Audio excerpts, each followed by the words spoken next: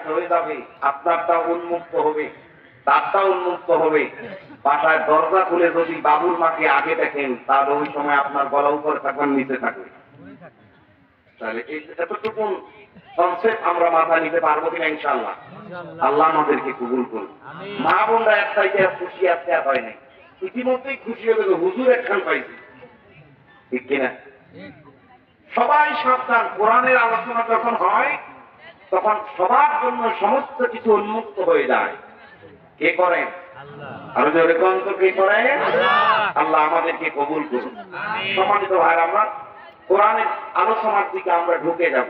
আল্লাহ তাআলা আমাদেরকে এই মুহূর্তে শয়তানের ওয়াসওয়াসা থেকে হেফাজত করুন। আরো জোরে বলেন আমিন। প্রিয় ভাইরা আমার, আমরা এখানে আলোচনা শুনতে এসেছি একটি জিনিসের, সেটার নাম কি? আল কোরআন। এই কোরআনের আলোচনা যদি সারা রাত চলে, শোনার পরে ক্ষতি আছে? আগে ভালো করে বুঝি, তারপরে আলোচনা ঢুকবো।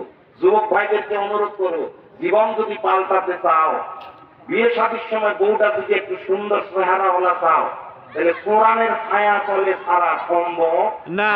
কথা কয় না? কত খবর যে পত্রিকায় আসে, স্বামীর দুই দালে জুতা মারছে স্ত্রী তালে তালে, আছে না নাই? এইরকম স্ত্রী যদি কারো কপালে ঘটে, দুনিয়াতে মনে খুব শান্তি পাওয়া যাবে। পাওয়া যাবে? তাহলে যাদের বিয়ের বয়স হয়ে গেছে, ওর মাহফিলে বেশি আসা দরকার না, বাড়িতে বসে থাকা দরকার।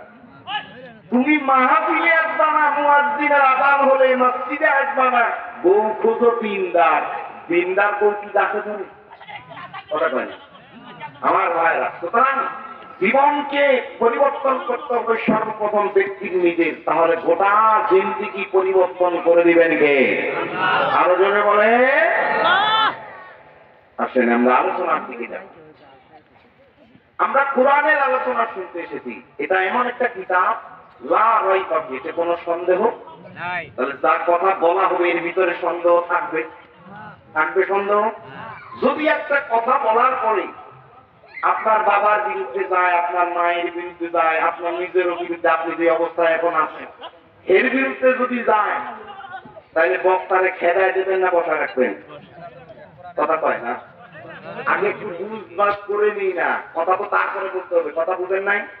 একটু উত্তর দেন। যদি কথা কারো বিরুদ্ধে যায়, বক্তাকে আবার স্লিপ পাঠাবেন না তো, হুজুর ক্লোজ করে দেন না, নির্দিষ্ট টাইম পর্যন্ত চলবে। আল্লাহ আমাদেরকে কবুল করুন। আর আমার আপনাদের এই অঞ্চলে তো সফরে বছরে বেশ কয়েকটা করছি, আমার কাছে যতটুকু তথ্য আছে আমি জানি এই অঞ্চলের মানুষ প্রত্যেকটা ইসলামমুখী। এটা খান সাহেবের অঞ্চল, কথা বলেন। সুতরাং এখানে যখন খান সাহেব সালাম দিয়ে গর্জে উঠে, এই জনতা আবার সিংহের মতো গর্জে উঠে। সুতরাং আপনাদের এই এমন একটা মানুষের অঞ্চলে যেখানে আল্লাহর জমিনে দ্বীন কায়েমের আন্দোলনের ভাইদের কোনো অভাব নাই, সেই অঞ্চলের মাহফিল কত সুন্দর একটা আয়োজন। প্রধান বক্তা বসে করছে, সামনের জায়গা তো ফাঁকা বাদেই দিলাম, মানুষ এত কম কেন? না জানি ফজরের জামাতে কি দেব, বোঝা দরকার কি? আমি তো মেহমান, আরো মেহমান আছে, আরো মেহমান আছে। এরা তো যাওয়ার কানে বলবো, হুজুর বুঝলাম না কেন এত বড় প্যান্ডেল, মসজিদ জাঁকজমক, মাহফিলে যদি মানুষ না আসে, চাইর বক্তা ওয়াজ অলরেডি করে ফেলছে, ঠিক কিনা? চাইর বক্তা ওয়াজ করার পরে মানুষ আসে না, তাহলে ফজরের জামাতে ইমাম আর মুয়াজ্জিন ছাড়া মনে হয় কাতারে একটাও থাকে না, ঠিক কিনা? ইজ্জত আমার যাবে না আপনাদের যাবে? সম্মানিত বড় ভাই সুলাইমান দাদি, না ভাই সুলাইমান দাদি, যার আমন্ত্রণে আপনাদের সামনে কথা বলতে বসেছে, এই ভাই আপনাদের অত্র এলাকার কৃতি সন্তান, ছিলেন না? চেনাতে সমস্যা আছে? একজন আলেমে দ্বীন। আপনাদের এলাকায় যদিও সুলাইমান দাদি, ঢাকার গাজীপুরে একজন আল্লাহর জমিনে দ্বীন কায়েমের আন্দোলনের সেপার সালার। আল্লাহ দ্বীনের জন্য কবুল করুন। কণ্ঠকে, চিন্তাকে, চেতনাকে, গবেষণাকে আল্লাহ বিশ্বময় যেন কবুল করেন, সকলে বলছে আমিন। ইজ্জত যদি যায় ভাই যাবে, কথা কয় না? একটু ইজ্জত বাঁচানোর জন্য হলেও নিজের ঘরে, নিজের এলাকার ইজ্জত বাঁচানো দরকার আছে না নাই? আমার বন্ধুগণ, 4 শ্রেণীর মানুষকে বিশ্বনবী শহীদ করেছে। তার ভিতরে একটা হচ্ছে নিজের সম্পদ পরিবারকে রক্ষা করার ক্ষেত্রে যে যার জীবন চলে যায় প্রতিপক্ষের হাতে, তাকে শহীদ বলা হয়েছে। সুবহানাল্লাহ বলবেন না? তাহলে আপনার অঞ্চলের, আপনার ভূখণ্ড, আপনার পরিবার, আপনার এলাকা, এটা আপনার সম্পদ কিনা? আপনি ইজ্জতেই যদি বাঁচাইতে না পারেন, যুদ্ধ করবেন কেমনে? কথা কি আমার বুঝতেছেন? আল্লাহ আমাদেরকে বোঝার তৌফিক দান করুন। আরো জোরে বলুন আমিন। আমার বন্ধুগণ, আলোচনা দীর্ঘ করা যাবে না, গুরুত্বপূর্ণ কথাগুলোর দিকে আমাদের ঢুকতে হবে। এই জন্য যতগুলো মানুষই আছে এর উপরেই শুকরিয়া আদায় করতে হবে। কার উপর? মানুষ যখন কম থাকে শক্তি বেশি দেওয়া লাগে না কম দেওয়া লাগে? তাহলে আজকে আপনাদের কাছে উত্তর চাই, আজকে এক একজন 10 জনের ভূমিকা পালন করতে পারবো কিনা? ইনশাআল্লাহ। আল্লাহ আমাদেরকে কবুল করুন। আমিন। আল্লাহ রাব্বুল আলামিন আপনাকে আর আমাকে উদ্দেশ্য করে পবিত্র কোরআনুল কারীমের ব্যাপারে বলছেন, قد جاءكم من الله نور وكتاب مبين। আল্লাহ রাব্বুল আলামিন 5 নম্বর সূরা আন-নায়রা, এই সূরার 15 নম্বর আয়াতে আল্লাহ তাআলা পবিত্র কোরআন সম্পর্কে বলতে গিয়ে বললেন, ওহে আল্লাহ, ওহে আমার আল্লাহর বন্ধু, বিশ্বনবীকে উদ্দেশ্য করে আল্লাহ বলছে, আমার বন্ধু শোনো, قد جاءكم من الله نور وكتاب مبين। আমি তোমার উপরে একটি আলো এবং স্পষ্ট কিতাব অবতীর্ণ করেছি। সুবহানাল্লাহ পড়বেন না? তোমার উপরে কিতাব এসেছে, একটি আলো এসেছে। আলো এবং স্পষ্ট কিতাব, এর ব্যাপারে খোলাসা করে তারপরে আলোচনার দিকে ঢুকবো। কোরআনের আয়াতের আলোচনা যত মনোযোগ দিয়ে শুনবো তত এর ভিতরে মুজিজা আছে না নাই? তাহলে কান লাগান। আমার বন্ধুগণ, আয়াতে 2টা কথা বলেন। 1 নম্বর কথা হলো নূর। নূর বলতে হলে আলো। আলো বলতে আমরা জানি অন্ধকারে যখন রাস্তা দেখা যায় না, তখন এই রাস্তা দেখার জন্য যেই জিনিসটা ব্যবহার করা হয়, আপনাদের অঞ্চলে বলুন তো সেই জিনিসগুলোর নাম কি? লাইট। টর্চ লাইটের প্রচলন কমে গেছে, কারণ এক একটা মোবাইল যখন 38,000, 40,000, 50,000, 90,000 দিয়ে স্মার্টফোন কেনা হয়, তখন মোবাইলের পিছনে বিশাল পাওয়ারের একটা টর্চ লাইট আছে না নাই? এজন্য আগের যুগের লাইটের ব্যবহার কমে গেছে। যুবক ভাইদের পকেটে পকেটে সিনেমার হল আর লাইট আছে না নাই? যুবক ভাইরা খেপে যেতে পারে, হুজুর আপনি শুরু থেকে যুবকদের পিছনে লাগলেন কেন? সর্বশেষ আমাদের পকেটে যে সিনেমা হল আছে, এইটা আপনার জান্নাত থাকলো কেমনে? আমার বন্ধুগণ, আস্তে আস্তে আলোচনার দিকে যাই। কার পকেটে কি আছে, কার অন্তরে কি আছে, কার বাড়িতে কি আছে, রাস্তায় কি আছে, সমস্ত কিছু উন্মুক্ত হয়ে যাবে, স্পষ্ট হয়ে যাবে। কার মাধ্যমে? তাহলে এই কোরআনের পক্ষে থাকবো কি থাকবো না? কোরআনের আলোচনা যদি সারা রাত হয়, থাকতে রাজি আছি না নাই? তারা কারা রাজি আছে? হাতগুলো দেখতে চাই।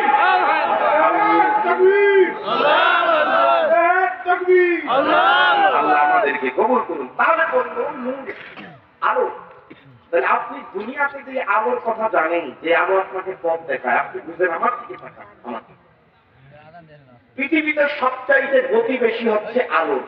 বিজ্ঞান বলছে, পদার্থ বিজ্ঞান অনুযায়ী, ছাত্র ভাইরা আছে, পদার্থ বিজ্ঞান অনুযায়ী আয়াত নিয়ে যখন চিন্তা ভাবনা করি, তখন আমি তো বিভিন্ন সাবজেক্ট দেখা লাগে। পদার্থ বিজ্ঞানের থিওরি অনুযায়ী পৃথিবীতে সবচাইতে গতি হচ্ছে আলো। সুবহানাল্লাহ বলবেন না? এই গতি কে দিয়েছে? আল্লাহ। এই আলো আছে বলে তো আপনারা আমার চেহারা দেখতে পাচ্ছেন, হুজুর কালো না সাদা। চেহারা কি একেবারে খারাপ? না, কথা কয় না। মাহফিল করে গেলে বিয়ের প্রস্তাব আসে, আলহামদুলিল্লাহ বলবেন না? কিন্তু আমি বলি আই এম গুড, বিয়ে আমরা চলতো না, কথা কয় না। মাইন্ড করতেন? মাইন্ড করতেন? তাহলে চেহারা কি একেবারে খারাপ আছে? এই চেহারা দেখতে পাচ্ছেন কিসের সাহায্যে? এই আলো, লাইট। আমার বন্ধুগণ, পৃথিবীতে সবচাইতে দ্রুতগামী কথা বলছে বিজ্ঞানরা যে আলো, এর গতি প্রতি সেকেন্ডে 1,86,000 মাইল। চিৎকার দিয়ে বলেন আল্লাহু আকবার। এটাকে যদি সমান সমান করা হয়, তাহলে 3 লক্ষ কিলোমিটারে পরিণত হবে। আবার বিজ্ঞানীরা বলছে এটাকে যদি ঘন্টায় পরিণত করি, তাহলে সমান সমান করলে 1 ঘন্টায় আলোর গতি হচ্ছে 100 কোটি কিলোমিটারের চাইতেও বেশি। সুবহানাল্লাহ বলতে হবে। আমার বন্ধুগণ, আপনাকে আমি নূর শব্দের ব্যাখ্যা বোঝানোর জন্য বিজ্ঞানের সর্বোচ্চ গতির নাম হচ্ছে আলো, সেই দিকে আপনার দৃষ্টিপাত করেছি। আপনি সর্বপ্রথম কোরআনের কথা বুঝতে হবে, তারপরে আপনার আমলে নিতে হবে। আপনি একটু আমার দিকে কান লাগান।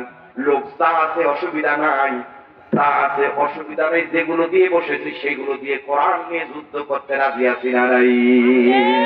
আমার বন্ধুগণ, তাহলে ঘন্টায় হচ্ছে 100 কোটি কিলোমিটারের বেশি এই আলোর গতি। কিন্তু আমার প্রশ্ন হলো, বিজ্ঞানরা যেই আলোর গতি বলেছে সর্বোচ্চ গতি পৃথিবীতে, এই আলো দিয়ে আপনি তত দূরেই দেখতে পারবেন যতদূর পর্যন্ত এই আলোটা যায়, এর বাইরে দেখা সম্ভব না। এরকম প্যান্ডেলের এখানে যে লাইটগুলো আছে, এগুলো কি আপনার বাড়ি দেখা যাবে না? জোরে বলেন। 100 কোটি কিলোমিটার পর্যন্ত আলো যদি যায়, এটা ওই 100 কোটি কিলোমিটারে দেখাতে পারবে নাকি এর বাইরে? কথা হয়, কথা কি বুঝতে পারছেন? 100 কোটি কিলোমিটার পর্যন্ত আলো যদি যায়, এটা ওই 100 কোটি কিলোমিটারে দেখাতে পারবে, এর বাইরে দেখাতে পারবে না। কিন্তু আমার আপনার আমার জীবনকে আলোকিত করার জন্য পবিত্র কোরআনুল কারীমে বললেন, আমি তোমাদেরকে একটা নূর দিয়েছি এবং একটা স্পষ্ট কিতাবের কথা বলেছে। নূর বলতে তাফসীরের কিতাবগুলো পড়লে নূর বলতে বোঝা যায় বিশ্বনবী মুহাম্মদ রাসূলুল্লাহ সাল্লাল্লাহু আলাইহি ওয়াসাল্লাম। আবার নূর বলতে মুফাসসিরিনে কেরাম বলেছেন, নূর বলতে কোরআন। সর্বাধিক মতে কোরআনকে নূর বলতে বোঝানো হয়েছে। আমার বন্ধুগণ, তাহলে আপনার আলো 100 কোটি কিলোমিটার পর্যন্ত দেখাতে সক্ষমের বাহিরে নয়। নূর বলতে এই আলো নামক কোরআন আপনার জীবনকে, আমার জীবনকে আলোকিত করার জন্য দিয়েছে। সেটা আপনার আখিরাত পর্যন্ত সমস্ত কিছুতে আলো দিয়ে উদ্ভব করার জন্য, সহযোগিতা করার জন্য সম্ভব। চিৎকার দিয়ে বলেন সুবহানাল্লাহ। এখনো যারা পাইনি দাওয়াত কুরআনের এই মিছিলের, শুনিয়ে দেই চলো সত্যবাণী, পথ বাতলে দেই আমলের, বলে দেই বুকে টেনে, জান্নাতে একা আমি যাব না তো ভাই, সবাইকে জান্নাতে দলে নিতে চাই। রাজি আছেন না নাই? আমার বন্ধুগণ, তাহলে আলোচনার দিকে বাড়তে হবে। যেই নূর নামক কিতাব আপনার জীবনকে আলোকিত করার জন্য দিলেন, আবার সেই কিতাবকে বলা হলো স্পষ্ট কিতাব। স্পষ্টর মানে কি? আপনার ছেলে আছে 5 জন, সবাই সমান মতো না, সমান মতো ব্রেন নেই, বুদ্ধি নেই, সবাই সমান মতো কথা বলে না। একদিন বিচারের মাঠে বসায়া বাড়ির আঙ্গিনায় 5 জন সন্তানের যখন জবানবন্দি নেওয়া হয়, তখন এক একজন এক এক ভাবে বর্ণনা করে। 5 জনের ভিতরে একজন এমন থাকে যে ঠাস ঠাস করে সত্য বইলে দেয়। আছে না নাই? ঠাস ঠাস করে ভাই চুপ কেন, এই কথাই জায়গা বলা যাবে না, সম্পদ চলে যাবে। আছে না নাই? কথা কয় না, আছে না নাই? তার মানে আমরা কি বুঝি? কেউ যদি না বলে একজন হলো বলবে, ওই সন্তানটা হচ্ছে এই সমাজের স্পষ্ট ভাষী। ঠিক, যে কথা বলার সময় বাপ মরে গেছে না মা মরে গেছে তাকানোর কোন সুযোগ নাই, লিল্লাহি আল্লাহর জন্য সত্য কথা বলে, এইরকম সন্তান সমাজে আছে না নাই? আছে। আমার ভাইরা, এই সন্তানদেরকে ইসলামের জন্য কবুল করুন। আমিন। আমার বন্ধুগণ, সেই স্পষ্ট কিতাব, যেই কিতাবের মধ্যে সুরের বর্ণনা আছে, যেই কিতাবের মধ্যে সুদের বর্ণনা আছে, যেই কিতাবের ভিতরে জান্নাত জাহান্নামের কথা আছে, যেই কিতাবের মধ্যে আল্লাহর শাস্তির কথা আছে, যেই কিতাবের মধ্যে পরিবার গঠনের কথা আছে, যেই কিতাবের ভিতরে সমাজ গঠনের কথা আছে, সেই কোরআনে দেশ গঠনের কথাও আল্লাহ তাআলা দিয়েছেন কিনা? আর একটু আওয়াজ দিয়ে বলেন, আছে না নাই? আমার বন্ধু, তাহলে বারাসি যেই কিতাব স্পষ্ট করে দেয় সমস্ত কিছুর কথা, এর জন্যই বিগত 15 বছর 16 বছরের ইতিহাসকে আপনি তালাশ করে একবার রিপ্লে করে দেখুন। এই দেশে কোন ভূখণ্ডের কোন প্রান্তে যখন কোরআনের মাহফিল করতে গেছে, ভারতের নরেন্দ্র মোদীর 14 গোষ্ঠীর ইশারায় এদেশে কোরআনের মাহফিল গুলোকে বন্ধ করে দেওয়া হয়েছে। আর বন্ধ করবে না কেন? বন্ধ করবে না কেন? আপনি কোরআন শুনবেন আর আপনার ঈমান তাজা করবেন, আর স্টেডিয়ামে বসে বসে বাংলাদেশের পক্ষে নারায় তাকবীর স্লোগান দিবেন, নরেন্দ্র মোদীর খেলোয়াড় বুকে কাফন করে। কথা কয় না? যুবক ভাইরা বুঝবে, আপনারা কেউ বুঝতেন না। যুবক ভাই যারা আছেন, স্টেডিয়ামের গ্যালারি থেকে যখন নারায় তাকবীর স্লোগান দিল, ভারতের প্লেয়ারদের খুব অসহ্য যন্ত্রণা হল। ওদের সবচাইতে বড় অসুবিধা হচ্ছে নারায় তাকবীর আল্লাহু আকবার।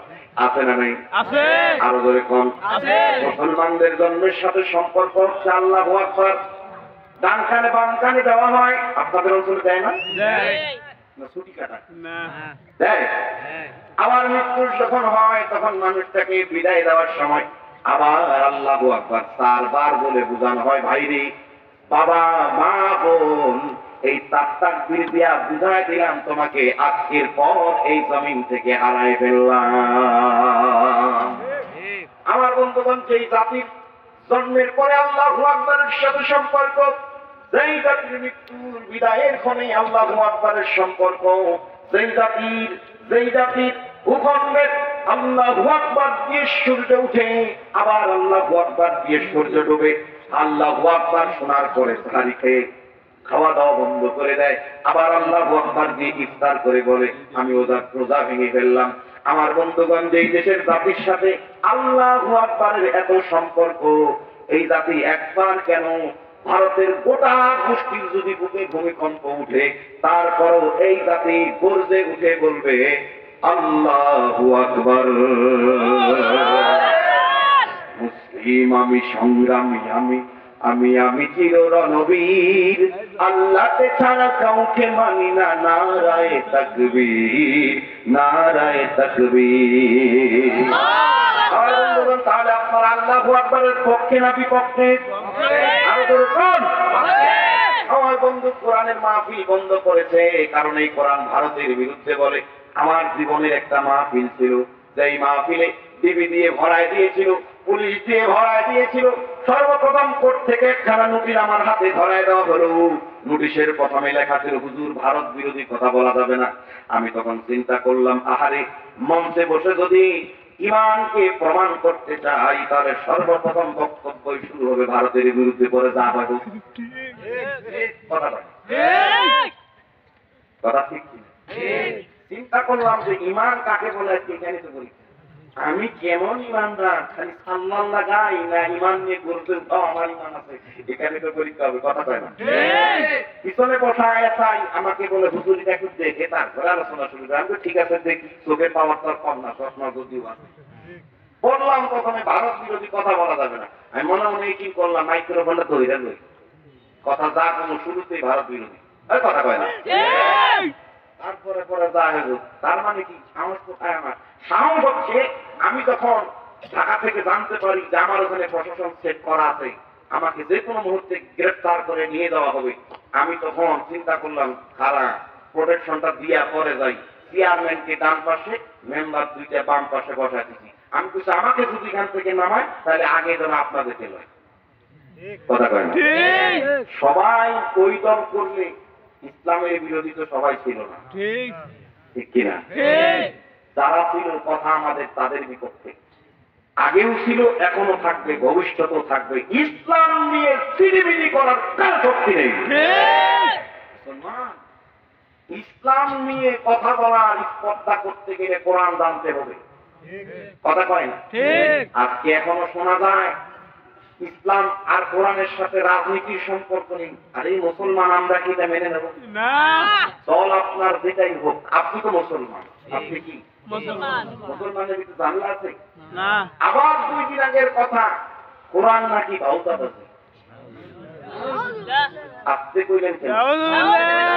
নিজের দলের দিকে না, কোরআন ভাউতাবাদী হতে পারে না। আমার ভাইরা, এই কথাগুলো যখন শোনা হয় তখন হৃদয়ে রক্তক্ষরণ হয় যে মুসলমান বলে কি। মাথা যদি ঠিক থাকে তাহলে কথা বলা সম্ভব না। তার মানে বোঝা গেল ক্ষমতার এক বিশাল লোভে মাথার মগজ বিগড়ে গেছে। ঠিক কিনা? আমার মুসলমান ভাইরা কোরআনকে সমুন্নত করার জন্য আল্লাহর জমিনে কোরআনের আইনকে বাস্তবায়ন করার জন্য কারা কারা রাজি আছে হাত তুলে দেখতে চাই।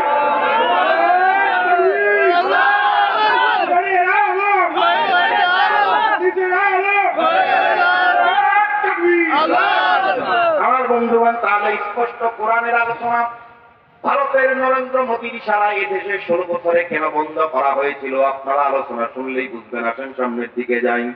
আল্লাহ রাব্বুল আলামিন বলেন, ওয়াকালাল্লাযীনা কাফারু লা তাসমাউ লিহাযাল কুরআনি ওয়ালগাউ ফীহি লাআল্লাকুম তাগলিবুন।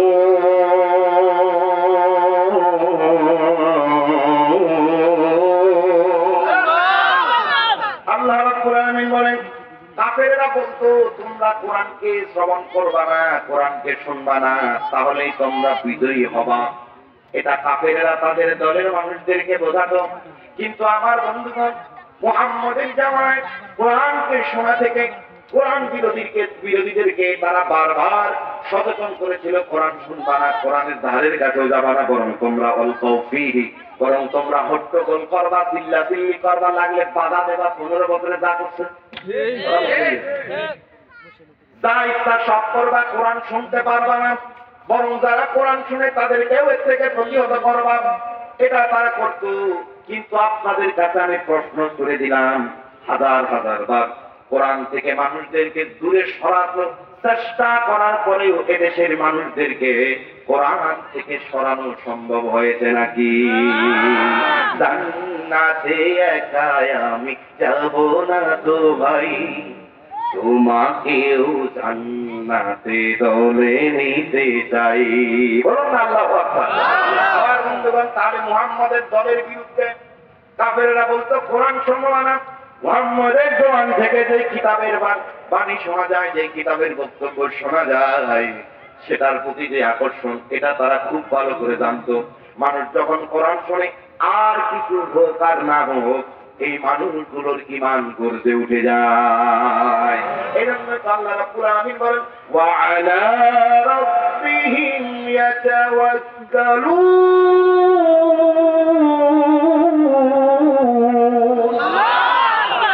যখন কোরআন শোনে তখন ঈমান গর্জে ওঠার ফলে তারা সমস্ত কিছুর জন্য ভরসা করে কার উপর? আল্লাহ। এজন্য 3 বছর আর 10 বছর আর 8 বছর আয়না ঘর তুমি এই মানুষদের ঈমান একটু সরাতে পারো না। ভাই চিল্লা বলতে হবে, ঠিক কিনা? আমার ভাইরাদেরকে প্রস্তাব করা হয়েছে, তোমার বহু কিছু দেবো, এই দেবো সেই দেবো, শুধু ওই পথ ছেড়ে দাও। তারা একবার বলে ইন্নাল্লাযীনা ক্বালু রাব্বুনাল্লাহ সুম্মা ইসতাকামু, আমার রব হচ্ছে আল্লাহ, ইস্তাকামাত যদি থাকে তার উপরে। এই ইমানদার যখন জান্নাতের স্বাদ পেয়ে যায়, ইমানের স্বাদ পেয়ে যায়, ওর বুলেটের গুলির সামনে পরশ পায়ের কথা বলার পরও মারলে মারো, ইমান ছাড়তে রাজি না। আমরা সেই ইমানদার হতে রাজি আছি না নাই? এই ইমানদার হতে গেলে যদি নিজের ঘর ছাড়তে হয়, বাড়ি ছাড়তে হয়, স্ত্রী ছাড়তে হয়, সন্তান ছাড়তে হয়, সমাজ ছাড়তে হয়, চাকরি চলে যায়, তারপরে ইমানের পথে থাকতে কারা কারা রাজি আছে হাতগুলো দেখতে চায়। আল্লাহ আমাদেরকে কবুল করুন। আমরা খালি থাকবো না, মা বন্ধুর দরকার আছে, কথা পায় না। সবার সমান তালে ওয়াজ হবে, তারপরে ঘরে গিয়ে যার যার পরীক্ষা হবে যে আপনি কেমন মুখস্থ করছেন, কে কেমন মুখস্থ করছেন, কথা পায় না। ইমানদার শুধু আমার হওয়া লাগবে না, ঘরে হওয়া লাগবে। ঘরে যদি ইমান সাপ্লাই না হয় তাহলে আপনি বাইরে এসে খুশ, কথা পায় না। আর ঘরে যদি ইমান সাপ্লাই হয়, আপনার ইমান যদি দুর্বল থাকে, তা মসজিদে নামাজে দাঁড়ায় থাকবে। ইমাম সাহেব যদি জিজ্ঞেস করে কি আগে তো তোমার নামাজে দেখিনি, আমার নামাজে কেড়ে, ঘরে কইস না, ঘরে জ্বালা থাকা যাবে, ঘরে কেড়ে নামাজে যাও, নামাজে যাও। আছে না নাই? মাইন্ড করছেন? আপনাদের কয় কোনদিন নামাজে যাও, নামাজ না করলে ঘরে ভাত নাই, তোমার সাথে সংসার করতাম না, এইরকম যদি কোনো নারী তার স্বামীকে বলে, বুঝতে হবে এই নারীর ভিতরে দিনদারিত্ব, ইমানদারিত্ব আছে। আর আজকে সমাজে, আজকে দেশের প্রত্যেকটা পরিবারে এই সমস্ত নারীর প্রয়োজন আছে না? নারীদের প্যান্ডেলে নারী বেশি থাকবে না, তো আপনাদের প্যান্ডেলে থাকবে। আপনার তো টাকা দেওয়ার দরে আগেই না, ওই যে কালেকশন চলে রে, এখানে স্লিপ হিসাব করে, মোর তো স্লিপ নাই, আমি যাবো না। আছে না? বুঝতে পেরেছেন? মা বোনদের তো এই টেনশন নাই, 5 টাকা হইলেও মা বোনরা দেয়। আমার মা পিলেটার পর নাক ফুল কান ফুল দিয়ে দিছে, কয় হুজুরের ভালো লাগছে বাস। আমি কই আরে নাক ফুল পর্যন্ত দেওয়া যায়, আবার যদি কোনো এক সময় মা পিলে এসে পড়তে উঠি তাহলে বাড়িটাও দেখতে নেই। স্বামী এখন চিন্তা করবে কি না এর নামে বাড়ি দেওয়া যাবে না, কেন হুজুরের বসনে বাড়িও দিয়ে দেব। আছে না নাই? আমার নিজের জিম্মির কথা কই, টাকা দিচ্ছি 500, তুমি পকেট খরচ করবা। 1 মাস দিলে 2 জনই আছে। সেই নারীদের প্যান্ডেলে বসে নিজের ঘরের লোকের ওয়াজ শোনার দরকার আছে নাই? বিয়ে হয়েছে সবে মাত্র নতুন, হুজুরকে পেশ করার দরকার আছে না? কথা কয় না? কেমন হুজুর আমার জীবনে জুটলো পরীক্ষা করার দরকার আছে না নাই? হাজার হাজার মা বোনের সামনে ওয়াজ করা, আমি আমার সামনে বড় দেখি। এই জন্য সে আমার সাথে গেছে। মাশাআল্লাহ, আমি কোনো পরিচয় দেবো না, নারীদের সাথে বসে চুপ করে খালি ওয়াজ শুনবো, বুঝবা যে সিআইডি খানে বসে আছে। আমিও তো হিসাব কিতাব করে কথা বলতেছি। মা বোনদের যখন ওয়াজে ঢুকছি তখন লাইন ছেড়ে পেলে আমি একদম যাই না, ঝামেলা আছে না নাই? সারা জীবন বলবে কেমন হুজুর হইতো কিনা। একসাথে মাহফিলে, সে মাহফিলের প্যান্ডেলে মহিলাদের প্যান্ডেলে বসা, আমি কালেকশনে যখন ঢুকলাম একজন এসে কয় হুজুর ওখানে এক হুজুরানি আছে, হুজুরানি 500 টাকা দিচ্ছে মসজিদে। আমার মেধায় ধরে গেল, হাই ভাই 500 টাকা দিচ্ছে পকেট খরচের জন্য, ও টাকা সব দিয়ে দিচ্ছে। বাসায় এসে জিজ্ঞেস করছি এমনটা করছে কেন, আমি তো আর টাকা দেবো না। আমার হুজুর কালেকশন করে মানুষের 230 400, আমি কেন বসে থাকবো, ওয়াজ এমনি কাজে লাগবে, আমি ভাবছি। আমার বন্ধুগণ, এই জন্য আমি ইমাম মাহফিল গুলোতে যখন কালেকশনের ভিতরে ঢুকি, আমার মসজিদেও সপ্তাহে যখন কালেকশন করি তখন 10 টাকা পারলেও নিজের পকেট থেকে আগে টেবিলে দেই, তারপরে বলি কে কি আছে দেন। কথা কয় না? এমন যদি নিজের ভিতরে না থাকে, 14 গোষ্ঠী মিলে ওয়াজ করলেও জাতির ভিতরে ওয়াজ ঢুকানো সম্ভব নয়। হুজুর খালি লক্ষ লক্ষ টাকা নিয়ে মাহফিলের প্যান্ডেল থেকে যায় কোথা, তা অনেক টাকা করতো না। এই সমস্ত বক্তার আলোচনা দিয়ে জাতির কোনোদিন উপকার হবে না। আর জাতীয় জন্য এরই পাগল, ওদের লাগবে, লাগলে 5 লক্ষ করে দিয়ে দিন, জায়গা তো ইচ্ছে। কথা কয় না? মসজিদের কাজ নাই, মাদ্রাসার কাজ নাই, বক্তার পিছনে সব টাকা দিয়ে দিচ্ছে, ওয়া শুনবে মাত্র 40 মিনিট। কথা কয় না? আমি কথা শুনি, কথা কি আমরা কম বলি? শুনেন, শোনার পরে কালকে হুজুরকে জানাবেন কি হয়েছে না হয়েছে। আল্লাহ আমাদের কি কবুল করুন। তো আমি যেটা বলছিলাম, মা বোনরা বেশি বেশি দান করে, আর আপনারা দানের কথা যখনই শুনেন লিল্লাহে তাকবীর, 500 200, আর একটা ওই ধারের কাছে দিলে না, আছে না নাই? কিন্তু আমরা সবাই চাই দান করা লাগলেও আসি, না করা লাগলেও আসি। আল্লাহ আমাদেরকে কবুল করুন। তাহলে আমি বলছিলাম কাফেররা বারবার ষড়যন্ত্র করত কোরআন শোনা যেন না হয়। এর পিছনের কারণ হলো, প্রথম যে আয়াত করেছি, আয়াতের সাথে আপনি একবার হিসাব টেনে দেখেন। আল্লাহ বলছে স্পষ্ট কিতাব, যেই কিতাব ভারতের বিরুদ্ধে কথা বলে, যেই কিতাব স্বৈরাচারের বিরুদ্ধে কথা বলে, যেই কিতাব জুলুমবাদের বিরুদ্ধে কথা বলে, যেই কিতাব 15 বছরের ভোট চুরির ওই শাসকদের কথা বলে, নেতা কর্মীদের কথা বলে, এই কিতাব মাথা নষ্ট হয়েছে নাকি তারা ক্ষমতা থাকাকালীন আপনার সেই স্পষ্ট কিতাবের কথা বলতে দেবে? যেই কিতাব আমার সবকিছুর খবর দেয়, সেই কিতাবকে আমি বন্ধ রাখবো না খোলা রাখবো? আরো যদি বলেন, এই অঙ্গই তারা বলছে ওয়াকালাল্লাযীনা কাফারু লা তাসমাউ লিহাযাল কুরআন। কার কথা? তোমরা এই কোরআন শোনো না, তোমরা এই কোরআন কখনোই শুনবা না। এভাবে তাদেরকে প্রতারিত করা হয়েছে, বিতাড়িত করা হয়েছে। কিন্তু আমরা প্রত্যেকে কোরআন শুনতে এসেছি। তাদের কোরআন শুনতে বাধা দেওয়ার কারণ ছিল, তারা মনে করত যদি জাতি কোরআন থেকে দূরে থাকে, কোরআন কম কম শোনে, ঈমানও তাজা হবে না, গর্জে উঠবে না, আর আমরা ফাঁকা মাঠে গোল দিয়া যার যার জায়গায় বসে যাব। কিন্তু আল্লাহ রাব্বুল আলামিন তাদের জবাব দিলেন, উলাইকাল্লাযীনা ইশতারাউ দালালাতা বিল হুদা ফামা রাবিহাত তিজারাতুহুম ওয়া মা কানু মুহতাদিন।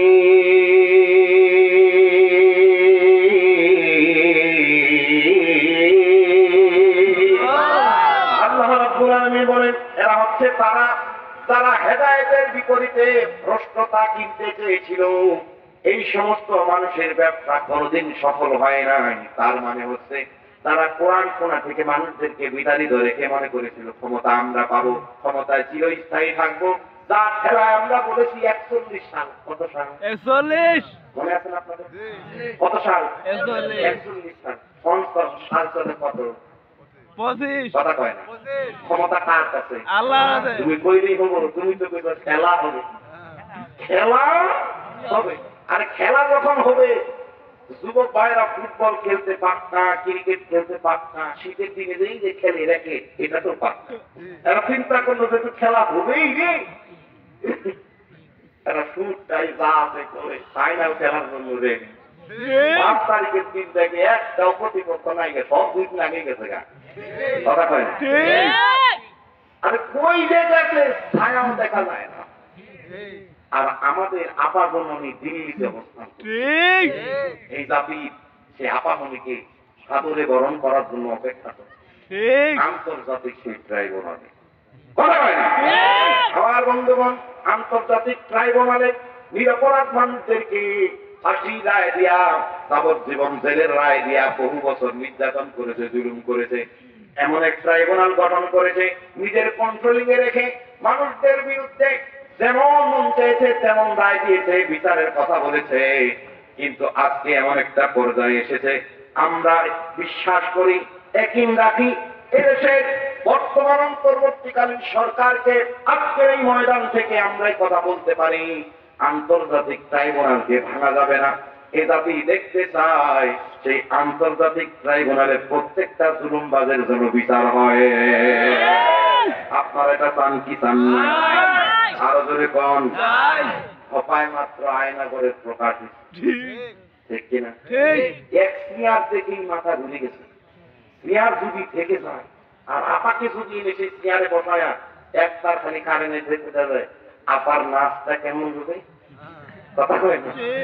কেমন হবে? একবার নিজের চক্ষু বন্ধ করে খালি ভাববেন, মাইকেল জ্যাকসন যে ফেরে বেড়ে নাচ দিয়ে দেশ চাইতে বেশি ফেরে বেরো। কথা কয় না?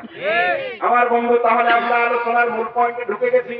কোরআনকে শোনার জন্য বহু বছর ধরে আমাদের বিরুদ্ধে ষড়যন্ত্র করা হয়েছে, জাতির বিরুদ্ধে ষড়যন্ত্র করা হয়েছে, মা বোনদের বিরুদ্ধে ষড়যন্ত্র করা হয়েছে।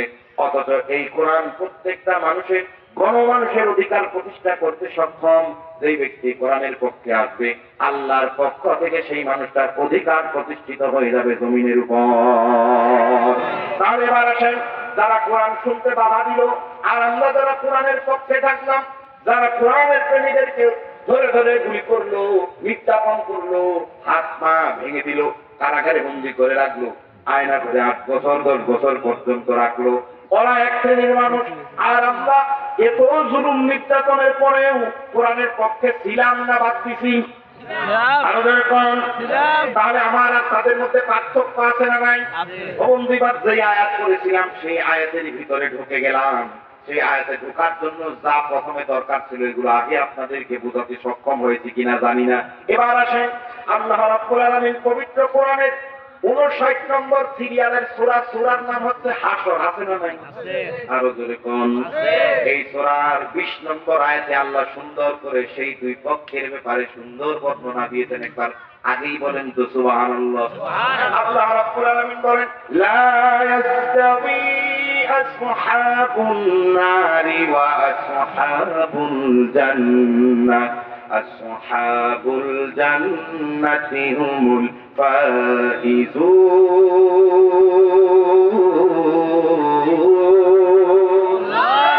আল্লাহ রাব্বুল আলামিন বলেন, যারা জান্নাতি আর যারা জাহান্নামী তারা কখনো সমান, বরং যারা জান্নাতি হবে তারাই হবে সফল কাম। আমার বন্ধু, আওয়াজটা উঁচু করে বলতে হবে কথাকার।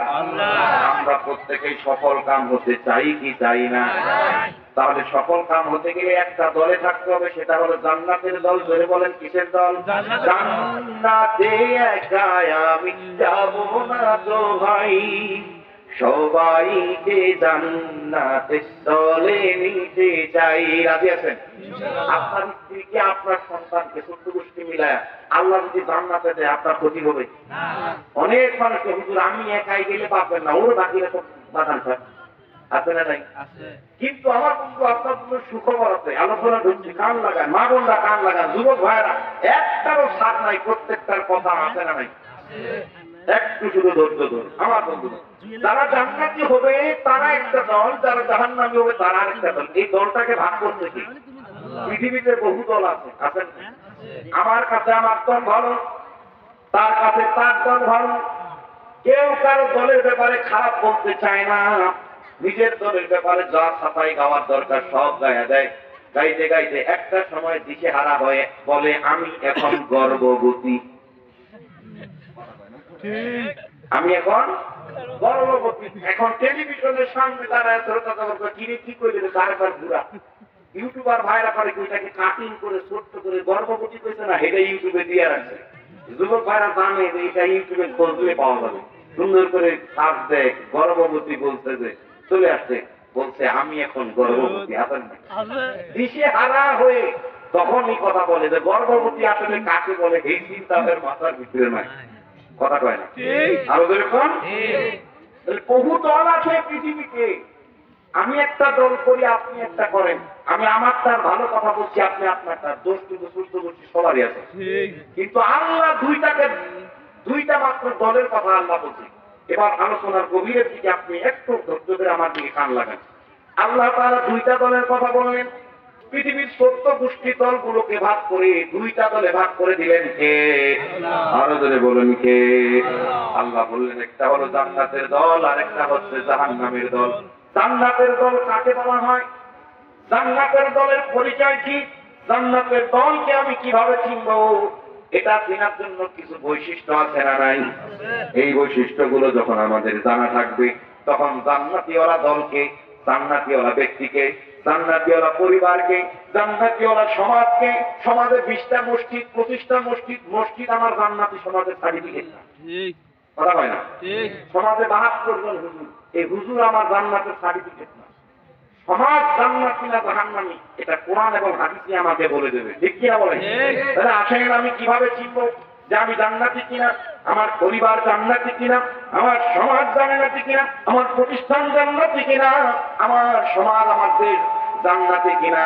এটা জানার জন্য আরেকটু ধৈর্য ধরতে হবে। সেই সময় আপনারা দেবেন কিনা বলেন?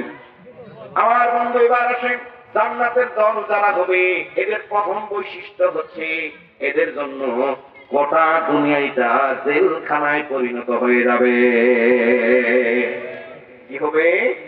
জেলখানায় পরিণত হয়ে যাবে। তাহলে আপনি এখন নিজে অ্যানালাইসিস করেন, একটু আপনি নিজে গবেষণা করেন যে যারা জান্নাতের দলের মানুষ হবে, যারা জান্নাতি ওয়ালা হবে, যে পরিবারটা জান্নাতি হবে, যে ছাত্রটা জান্নাতি হবে, যে স্ত্রী যে সন্তান জান্নাতি হবে, যে মসজিদের ইমাম মুয়াজ্জিন জান্নাতি হবে, তাহলে তার ভিতরে এটা আছে কিনা?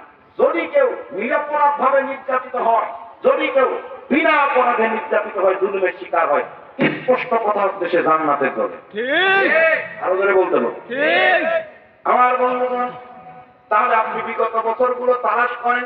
আমি কোন দলের ছাপাই যাব না, কোন দলের প্রশংসা করব তাও না। যেটা সত্য সেই কথা বলতেই হবে, না বললে আবার বেঈমানি হবে। কথা বলেন ঠিক কি? তাহলে এবার আসেন আপনি 15 বছরের দিকে একটু রিপ্লে করে দেখেন, কোনো অপরাধ নাই। এখন 5 তারিখের পরে কথাগুলো স্পষ্ট কিনা? আরো ধরে বলেন। কোনো অপরাধ নাই, 3 বছর কারাগারে, কোনো অপরাধ নাই। ঘর থেকে স্ত্রীর সামনেই স্বামীকে গ্রেফতার করে নিয়ে গুম। 8 বছর পরে আয়না ঘর থেকে জীবন্ত ফেরত আছে না নাই? আছে আরো ধরে কোন? আমার বন্ধুগণ, আমি তখন পাশেই থাকতাম। উত্তরার দিয়া বাড়িতে বিশাল ময়দানে ফজরের আগে ব্যারিস্টার আরমান ভাইকে সেখানে ফেলে রেখে দেওয়া হয়েছে। সে তার বক্তব্য বিটিভির সাক্ষাৎকার দেখলাম। উপস্থাপিকা যখন তাকে জিজ্ঞেস করলো, ভাই 8 বছর পর্যন্ত একটা অন্ধকার ঘরে কিভাবে কাটানো যায়, আপনার কেমন মনে হয়েছিল, সময়গুলো আপনি কিভাবে কাটিয়েছিলেন? সেই টিভির উপস্থাপিকার সামনে তার প্রশ্নের উত্তর দিতে গিয়ে যেই কথাগুলো উপস্থাপন করেছিল ব্যারিস্টার আরমান, আমি কিছুক্ষণ শুনেছি। আমার হুজরাখানার দরজাটা লিখে ওয়াল্লাহি আল্লাহর কসম হাউমাউ করে নিজেই আমি কেঁদে দিয়েছি। সে বলেছিল এমন একটা ঘরে রাখা হয়েছে যেই ঘরটাকে মনে হতো আমি জীবন্ত অবস্থায় কবরে ছিলাম। আল্লাহু আকবার। আমি মনে করতাম মানুষ তো মরবেই, আর মরার পরে কবরে যেতে হবে। তাহলে জীবন্ত অবস্থায় যদি আমাকে কবরে রাখা হয় আল্লাহর হুকুমে, তাহলে জীবন্ত অবস্থায় কবরে থাকার সুযোগ যেহেতু হয়েছে, এই কবরে বসে বসে আল্লাহর ইবাদত করব, এই একিন নিয়ে কেমনে 8 বছর পার হয়ে গেছে আমি বুঝতে পারি নাই। একটু বলেন না আল্লাহু আকবার, আরো জোরে বলেন। আমাকে শহীদ করে সেই মিছিলে শামিল করে নিও, যেই মিছিলের নেতা আমির হামজা, যেই মিছিলের নেতা আমির হামজা, উবাইব খাবাব আল্লাহর ছিল যারা, ওদের প্রিয় শহীদ করে নিও। আমি ইমানের দাবি যদি কুরবানি হয়, সে দাবি পূরণে যেন তৈরি থাকি আমি, ও গো দয়াময় আমার প্রভু দয়াময়। আমার বন্ধুগণ এইভাবে বর্ণনা যখন দিলেন, তার কথাগুলো থেকে যে কথা স্পষ্ট ভেসে উঠেছে, তাকে বলা হয়েছিল তুমি যদি এখানে লিখিত দাও যে এখান থেকে বের হওয়ার পরে কোনো দল করা হবে না, এই আয়নাঘর থেকে বের হওয়ার পরে তুমি কোনোদিন রুখে দাঁড়াবা না, কোন মামলা করবা না, এই যে পথ তুমি লালন করো তাওহীদের পথ, কালিমার পথ, এই পথ তুমি কোনোদিন করবা না, এটা যদি লিখে দাও, তাহলে আজকে তোমাকে ফেরত পাঠানো হবে তোমার সংসারের কাছে, তোমার স্ত্রীর কাছে, সন্তানের কাছে।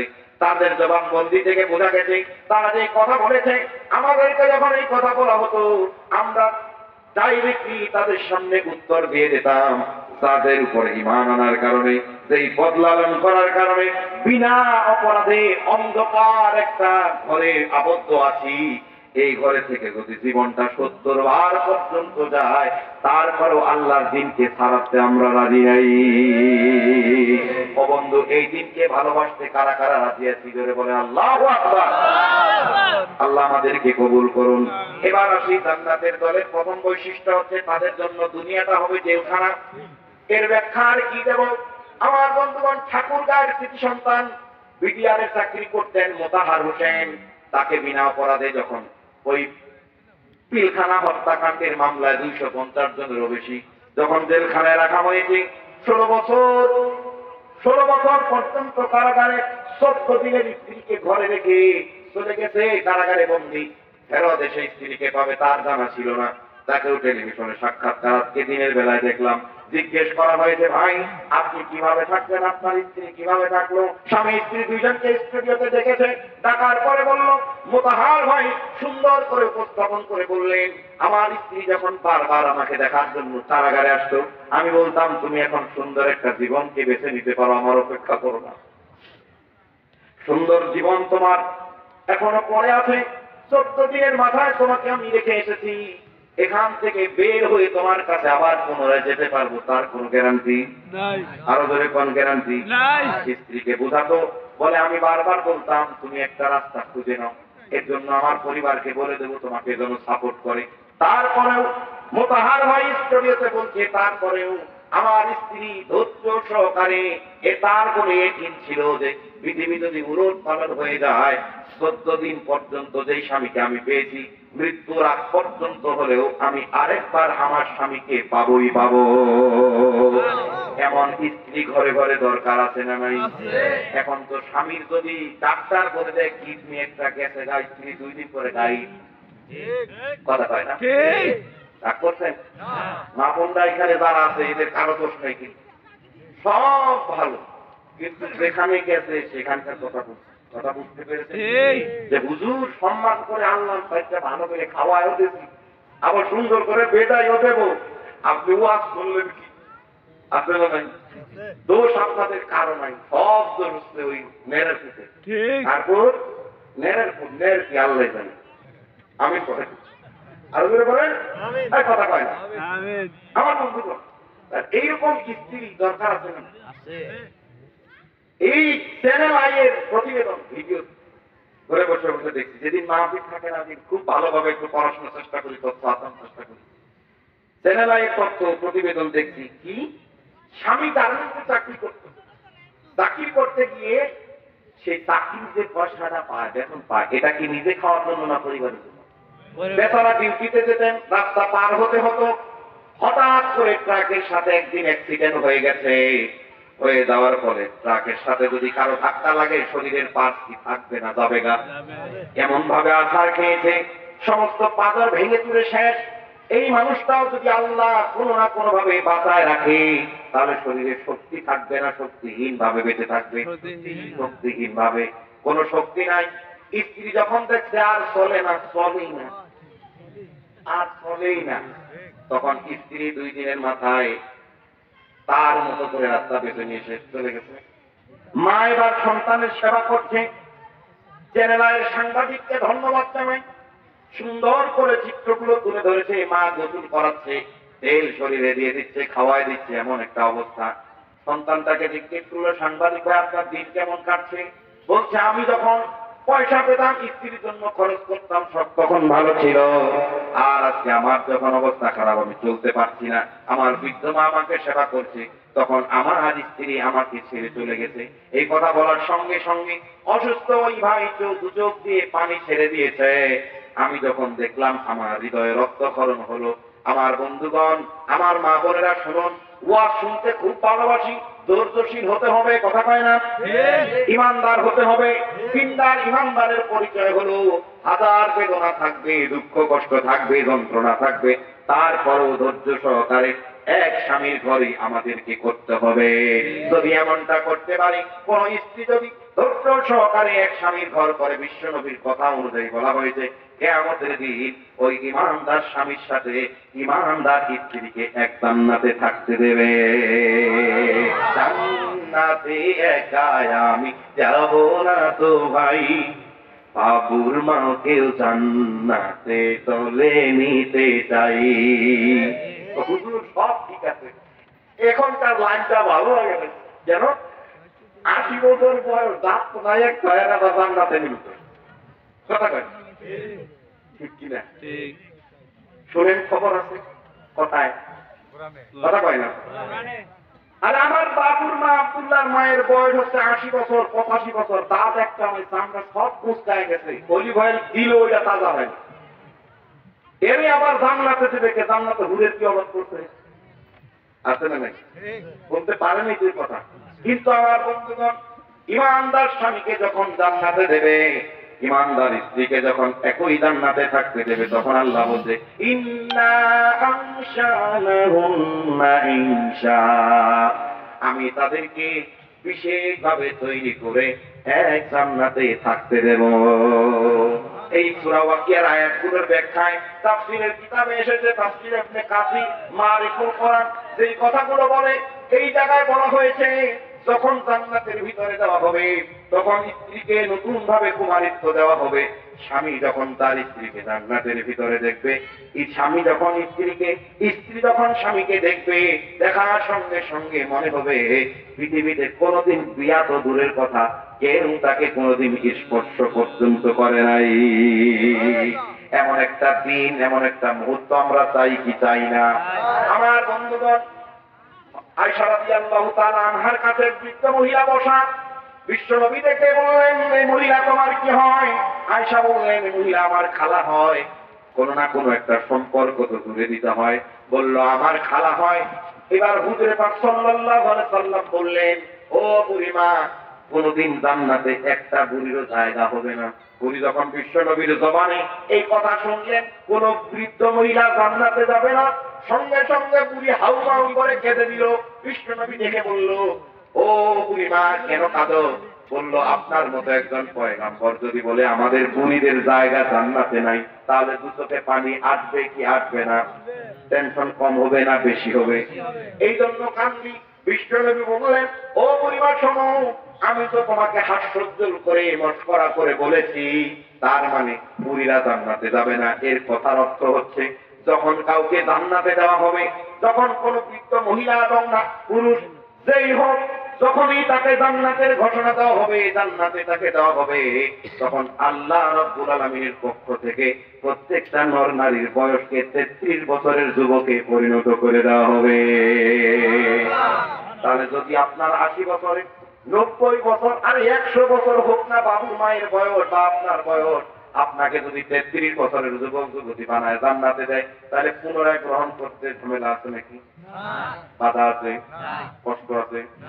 আরে তাফসীরের কিতাবে মুফাসসিরিনে কেরাম বলে ঝামেলা তো দূরের কথা, আপনি যখন পুনরায় আপনার স্ত্রীকে পাবেন, সামনে যখন উপস্থাপন করা হবে আর আপনাকে যখন তার সামনে উপস্থাপন করা হবে, মুফাসসিরিনে কেরাম বলে যে দেখার সঙ্গে সঙ্গে তারা ভালোবাসার কথা বলতে উদ্গ্রীব হয়ে যাবে। আরো জোরে বলে আমার বন্ধুগণ, তাহলে এমন একটা জান্নাতি পরিবার আমাদের দরকার আছে না ভাই? বলছিলাম জান্নাতি ওয়ালাদের বৈশিষ্ট্য 1 নাম্বার, তারা দুনিয়াটা তাদের জেলখানায় পরিণত হবে। জেলখানার মানে শুধু দুনিয়ার জেলখানায় ঢুকে যাবে এরকম না। জেলখানার অর্থ হলো দুনিয়াতে যত প্রকার দুঃখ কষ্ট নির্যাতন সব কিছু জান্নাতি ওয়ালাদের উপরে থাকবে। 2 নাম্বার আসেন জান্নাতি ওয়ালাদের বৈশিষ্ট্য কেমন হবে? যারা জান্নাতীওয়ালা হবে, যেই দল জান্নাতীওয়ালা হবে, যেই পরিবার জান্নাতীওয়ালা হবে, যেই সমাজ জান্নাতীওয়ালা হবে, এরা প্রত্যেকেই আল্লাহর সাথে যে অঙ্গীকার করা হয়েছে সেই অঙ্গীকার রক্ষা করবে। সেই অঙ্গীকার কি আমরা রূহের জগতে বলেছি? আল্লাহ যখন আমাদেরকে বলছে আলাস্তু বিরাব্বিকুম, আমি কি তোমাদের রব নই? আমরা বলেছি বালা, হ্যাঁ আপনি আমাদের রব। সুবহানাল্লাহ পড়ে। বালা হচ্ছে এমন একটা শব্দ, আরবি গ্রামাটিক্যাল বলা হচ্ছে যে আপনাকে যদি বলা হয় হাল আনতা মুআল্লিমুন, আপনি কি একজন শিক্ষক? আপনি যদি শিক্ষক হন তাহলে বলবেন নাম, হ্যাঁ। যদি না বলেন তাহলে লা, আমি না। ঠিক কি না? তো নাম বলতেও হ্যাঁ আর বালা বলতেও হ্যাঁ, পার্থক্য আছে না? কথা পাই না। নাম বলতেও হ্যাঁ আরবিতে বুঝেন একটু, আরে পড়াশোনা না করলো আমার এখান থেকে বুঝতে পারবে একটু চলবে। নাম বলতেও হ্যাঁ, বালা বলতেও হ্যাঁ, দুইটার ভিতরে পার্থক্য আছে না? নাম বলতে যে হ্যাঁ বলা হয়, এই হ্যাঁ বলার পরে পরিবর্তন হতে পারে, বাড়তে পারে, করতে পারে। কিন্তু বালা বলতে যে হ্যাঁ বলা হয়েছে কিয়ামত হয়ে যাবে, কোনদিন পরিবর্তন করার সুযোগ থাকবে না। তাহলে আমাদের বলা হইল আমি কি তোমাদের রব নই? আমরা ওই শব্দটাকে প্রয়োগ করেছি বালা, যেই শব্দ হ্যাঁ বললে আর কোনদিন পরিবর্তন করা যায় না। বন্ধুগণ, তাহলে বলুন তো, তাকে রব হিসাবে আমরা অঙ্গীকার করেছি, সেই রবের পথ থেকে যদি কেউ বলে ক্রস ফায়ার দিব, সরে যাও, জেলে দিব, সরে যাও, তোমার ঘর বাড়ি ভেঙে ফেলবো, সরে যাও, পঙ্গু করে দেব, সরে যাও, আমরা অঙ্গীকার করেছি রব একজন, তিনি হচ্ছেন আল্লাহ। এই রবের উপরে বন্দুকের ভয়ে, গুলির ভয়ে, জেলের ভয়ে, জরিমানার ভয়ে, আয়না ঘর যদি নতুন ভাবে উদ্ভাবিত হয়, এসবের ভয়ে আল্লাহ আল্লাহ আমাদের রব, এই পথকে আমরা কোনোদিন ছাড়তে পারবো নাকি? তাহলে তারা এটার উপরে ইস্তেকামাত থাকবে, অটল থাকবে। এই সমস্ত মানুষদেরকে বলা হয়েছে তারা হচ্ছে জান্নাতীর দলে। কিন্তু আজকে ক্ষমতার লোভে, চেয়ারে বসার লোভে, চেয়ারে বসার পরে দুনিয়ার হাবিজাবি সুটমুট খাওয়া শুরু হয়ে যাবে। এই সমস্ত লোভে আমরা এমন দিশেহারা হয়ে গেছি, দিশেহারা হয়ে বলা শুরু করে দিছি কোরআনের সাথে রাজনীতির কোনো সম্পর্ক নাই। জোরে বলেন, কইছে কি কয় নাই? আমার বন্ধু, আমি দলের অপবাদ দেব না, দলের দোষও বলবো না, দলের কোনো দোষ নাই। সমস্ত দোষ হলো মানুষ যখন অতি আবেগে নাচানাচি করে, ভুল সে করে, কথা কয় না। দলের দোষ না, দলের নেতারও দোষ করি না। যে বলে দোষ তার শিক্ষার দরকার আছে না? আল্লাহ রাব্বুল আলামিন বললেন লা শারীকা লা ওয়া বিযালিকা উমিরতু ওয়া আনা আউয়ালুল মুসলিমিন। ও বন্ধু, আমাকে এইভাবে করে আল্লাহ বললেন, বিশ্বনবী উদ্দেশ্য করে আল্লাহ বললেন, বন্ধু হে তুমি বলে দাও লা শারীকা লা, আল্লাহর সাথে কোনো শরীক। অবিদালিকা উমিরতু, আমাকে এই আদেশ করা হয়েছে, আনা আউয়ালুল মুসলিমিন, আমি মুসলমানদের মধ্যে প্রথম, আমার প্রথম পরিচয় হচ্ছে আমি মুসলমান। ঠিক কি না বলেন? আমাদের বলেন। আমার বন্ধুগণ, ক্ষমতার লোভে, আজকে চেয়ারে বসার লোভে পাগল হয়ে মাতোয়ারা হয়ে একটা দলকে আমি অতি আবেগ দিয়ে ভালোবেসে দিশেহারা হয়ে মেন্টালি প্রকাশ করে আমি এমন কথা বলেছি যে কোরআনের সাথে রাজনীতির সম্পর্ক নাই। আবার আমি বলেছি আমার পরিচয় ধর্ম দিয়ে না, আমার পরিচয় সর্বপ্রথম হচ্ছে আমি বাংলাদেশী। বলছে না নাই? কিন্তু আমার প্রথম পরিচয় কি? আরো জোরে কন, আমার প্রথম পরিচয় কি? মুসলমান। মুসলমান বলতে সমস্যা? কথা কয় না। মুসলমান বলতে সমস্যা আছে? সন্দেহ আছে? মুসলমান বলে যদি পিছনে গুলি মারে, এই ডর আছে না। তা চিল্লায় বলতে হবে আমাদের প্রথম পরিচয় কি। এই মুসলমানের পরিচয় দিতে গিয়ে যদি শরীরের শেষ রক্ত বিন্দু দিতে হয় সমস্যা আছে, তাহলে গর্জে উঠে একটা তাকবীর হবে লিল্লাহে তাকবীর। হাতগুলো নামাই। আমার বন্ধুগণ, তাহলে আমাদের প্রথম পরিচয় হচ্ছে আমরা মুসলমান। নিছক ক্ষমতার জন্য আমরা আমাদের অঙ্গীকারকে ভঙ্গ করতে রাজি। তারা জান্নাতের দল, আমি দলের পরিচয় দিচ্ছিলাম, মূল দল দুইটা, জান্নাতি আর জাহান্নামী। জান্নাতির দলে যে বৈশিষ্ট্য থাকবে এটা যার থাকবে না হেরে জাহান্নামী, 14 গোষ্ঠী জাহান্নামী, বলা হয় না? 14 গোষ্ঠী জাহান্নামী। আজকে এখানে থার্মোমিটার নিয়ে নেন, স্কেল নিয়ে নেন, আপনি নিজে ঘরে বসে বসে মাপবেন দলটা কত আছে। কথা বলেন না? নিজে মাপবেন ঘরে বসে বসে যে দল আছে কোন জায়গায় একটু দেখি, আপনি একটু কান লাগান। আমার বন্ধুগণ, আল্লাহ রাব্বুল আলামিন বলেন আল্লাযীনা ইউফুনা বিআহদিল্লাহি ওয়া লা ইয়ানকুদুনাল মিসাক। যারা জান্নাতি, ওরা যে দলের মানুষগুলো জান্নাতি, এরা অঙ্গীকার যা করে সব পালন করে। পশ্চিম কারো বিপদে পড়লো, মুসিবতে পড়লো, নির্যাতন করলো, মাইর দিল, টান দিল, হাত পা ভেঙে দিল, গুলির ভয় দেখালো, অঙ্গীকার তারা ভঙ্গ করে না। নির্বাচন আসলে মাশাআল্লাহ একটা টুপি মাথায় নিয়ে সৌদি থেকে একটা নতুন জুব্বা আমদানি করে পরে ওয়ালাইকুম সালাম, যদি ভোট আপনারা দেন সব দেব, লাগলে আমার বাড়ির পিছনে বার করতে। কথা কয় না? দল আজকে ঘরে বসে মাপছে কোন জায়গায় আছে, কষ্ট পাচ্ছেন। আর কিছুক্ষণ চলবে, চলবে, ঠিক আছে, কান লাগা। তাহলে আপনি অঙ্গীকার করলেন সব, যখনই একবার সিট পেয়ে যায় ওর ধারের কাছে যেতে গেলে 24টা দরজা পার হতে হয়, তাও পাওয়া যায় না। বা বিএস এর কাছে কথা বল, কথা হয় না। কিন্তু জান্নাতের দলে তারা যা বলে মানুষের সাথে যা অঙ্গীকার, দুই প্রকার। আয়াতের ব্যাখ্যায় দুইটা অঙ্গীকারের কথা উল্লেখ করে, একটা হচ্ছে বান্দার সাথে বান্দার, একটা হচ্ছে আল্লাহর সাথে বান্দার। কথা বুঝতে পেরেছেন? আল্লাহর সাথে অঙ্গীকার কি? আমরা বলেছি আল্লাহ বলতে আমি কি, আমরা বলেছি আপনি আমাদের রব, এটা আল্লাহর সাথে অঙ্গীকার। এর ব্যাখ্যা যদি আরো দিতে চাই রাত পার হয়ে যাবে, তাও শেষ হয়ে যাবে। আরেকটা অঙ্গীকার হচ্ছে বান্দার সাথে বান্দা, যেটা নির্বাচনের সময় করি। মসজিদে এত কেজি, এত মন, এত টন, এই সেই 3 তলা 4 তলা উঠা দেবো, যেটার পরে খুঁজে পাওয়া যায় না, কথাই নেই, কয় না সিঙ্গাপুরে অবস্থা আছে না?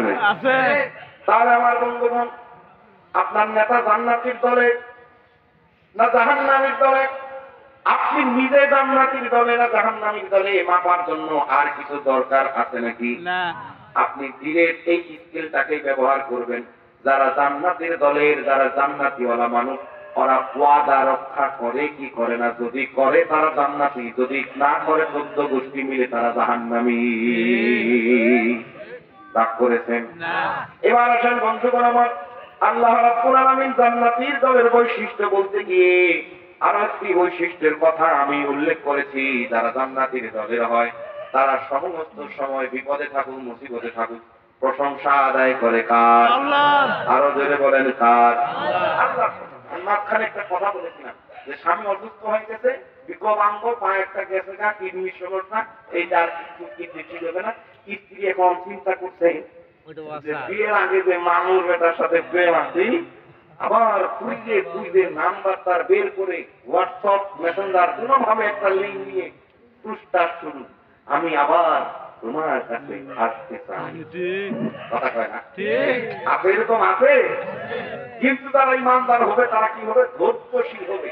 বিপদে থাকুক আর মুসিবতে থাকুক, আমি চলুক আর না চলুক, স্ত্রী চলুক আর না চলুক, দুই পক্ষ স্ত্রী ধৈর্যের সাথে আল্লাহর উপর ভরসা করে থাকবে। সুবহানাল্লাহ করবেন না? আসেন, আলোচনা আছে, মজা আর মজা। আসেন, আল্লাহ রাব্বুল আলামিন পবিত্র কোরআনের 11 নম্বর সিরিয়ালের সূরা আয়াত নম্বর 10 এবং 11-তে সুন্দর করে যে কথাগুলো বললেন, ওয়ালা ইন আযাকনাহু না'মা বা'দা দাররা মাসাতুহু লা ইয়াকুলান্না যাহাবাস সাইয়্যাতু আন্নি ইন্নাহু লাফারিহুন ফাখুর। আল্লাহ রাব্বুল আলামিন বলেন, যদি কাউকে দুঃখ দুর্দশা অভাব অনাটন কষ্ট নির্যাতন স্পর্শ করে, আবার যখন আমি এই কষ্ট থেকে, দুর্দশা থেকে, অভাব অনাটন থেকে যখন তাকে মুক্ত করে দেই, ভালো কিছু দিই, তখন এই মানুষটা অহংকারী হয়ে যায়, উৎফুল্ল হয়ে যায়, তখন আর তার আল্লাহর কোনো প্রয়োজন হয় না। এমন মানুষ আছে না নেই? 15 বছরে কোনো দল দাঁড়াতে পারে নাই। আপনি বাস্তবতার সাথে কোরআন গুলো মিলান, আর 14 বছর আগের কাহিনী বলে এখন কি করবেন? মানুষের যখন যা দরকার তা বোঝাতে হবে কোরআন থেকে। ঠিক কথা কয় না? চলে আমার পেটের ব্যথা, ওষুধ যদি দেয় না পান, ডাক্তাররা তাও থাকবে। কথা কয় না? না আপনার এলাকার সবথেকে ভালো ফার্মেসিতে ওষুধ কিনতে গেলে আপনার পেটের ব্যথা চলে, আপনি বলছেন আমার পেটও ব্যথা, ব্যথার ওষুধ ধরা দিচ্ছে এই প্যালাস। পরের দিন সকালে একজন দেখতে শিক্ষিত পার্সন কইছে, চাচা আপনার সমস্যা কি? কয় আমার পেটও ব্যথা। কয় ওষুধ দিতে কে? কয় মুখে। কয় তোমার তো দিতে জ্বরের ওষুধ। ফার্মেসি ওনার কালো জুতা, ফার্মেসি দরজাও তালা। কথা নেই, মানুষ মারার বুদ্ধি করো, আতা মাথা ওষুধ খাওয়ায় মানুষের মারও মারো। কথা বলে আমার বন্ধুগণ, তাহলে যখন যা দরকার তা ট্রিটমেন্ট করতে হবে। কথা কয় না? এখন জাতির দরকার হলো এই জাতিদের মন মাইন্ডকে, চেতনাকে পরিষ্কার করতে হবে কোরআন থেকে বাস্তবতার সাথে মিলায়া। কথা কয় না? ঠিক বাস্তবতার সাথে আপনি মিলান, যাদেরকে দুঃখ দুর্দশা থেকে উন্মুক্ত করে দেওয়ার পরে আল্লাহকে ভুলে যায়। আল্লাহ বলছেন, আবার আল্লাহ পরের আয়াতে বলছেন, ইল্লাল্লাযীনা সাবারু ওয়া আমিলুস সালিহাতি উলাইকা লাহুম মাগফিরাতুম ওয়া আজরুন কাবীর।